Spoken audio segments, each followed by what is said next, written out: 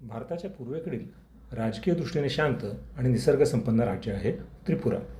निसर्ग, जागतिक वारसास्थळे आणि सांस्कृतिक केंद्रे यात स्वारस्य असणाऱ्यांसाठी त्रिपुरा हे राज्य पर्यटनासाठी एक चांगली जागा निश्चितच आहे. या राज्याच्या 3 बाजूंनी बांगलादेश आहे. अनेक बंगाली इथे राहतात, त्यामुळे बोलीभाषा व लिपी बंगालीच आहे. स्थानिक कोकबुरा भाषेला स्वतःची लिपी नाही. आगरतळा हे राज्याच्या राजधानीचं शहर. विमानाने झटपट जाता येणं शक्य असणारं.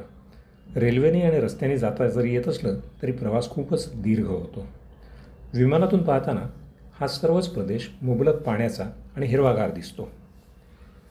आगर नावाच्या वृक्षामुळे या शहराचं नाव आगरतळा असं पडलं आहे. या राज्यावर माणिक्य देवबर्मन घराण्याचं राज्य होतं.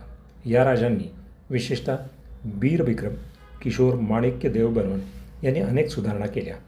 त्यांचा पुतळा आगरतळा विमानतळासमोर उभारला आहे. इथले मुख्य रस्ते प्रशस्त आहेत. मध्ये दुभाजक, त्यावर झाडे, यामुळे नेत्र सुखत आहेत. शहर बऱ्यापैकी स्वच्छ आहे. रस्तेही गुळगुळीत आहेत. राजधानीचं शहर असलं तर एखाद्या गावासारखं वाटतं. 5-6 मजली इमारती अगदी मोजक्याच आहेत. त्यामुळे हे छोटंसं टुमदार शहर मनास भावतं. देशी विदेशी नाममुद्रांची दुकानं मात्र आता शहरात येऊ लागली आहेत. शहरात असणाऱ्या राजवाड्याला रवींद्रनाथ टागोरांनी उज्जैन पॅलेस असं नाव दिलं होतं.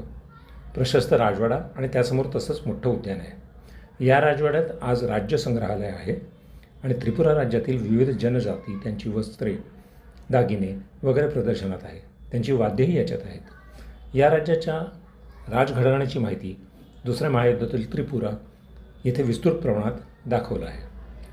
शहरातील हेरिटेज पार्कमध्ये त्रिपुराच्या रेल्वे रस्त्यांसह विविध पर्यटन स्थळांची छोटी प्रतिरूपे ठेवली आहेत. राज्यात येणाऱ्या पर्यटकांना पर्यटन स्थळांची एक चांगली झलक इथे नक्कीच मिळते. शहरातील जगन्नाथ मंदिर प्रसिद्ध आहे. त्रिपुरातील कुठलंही मंदिर भारतातील इतर प्रसिद्ध मंदिरांसारखं भव्य नाही. तुलनेने छोटीच मंदिरं आहेत इथली. या मंदिराच्या आवारात पुतळ्यांच्या मदतीने रामायणातील प्रसंग छान मांडले आहेत. मुख्य मंदिराच्या जोडीने इतरही छोटी छोटी मंदिरं या संकुलात आहेत. जवळच जीर्णोद्धार झालेलं असावं असं एक जुनं उमा महेश मंदिर आहे. त्याचा आवारही स्वच्छ व बागबगीचा असणार आहे. या भागातील कुणा संत महाराजांचं मंदिरही शेजारीच आहे.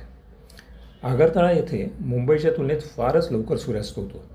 संध्याकाळी 5 वाजताच ही अशी रोषणाई होते. गावखेडं आणि शहरातला फरक अगदी लगेचच दृश्यमान होतो.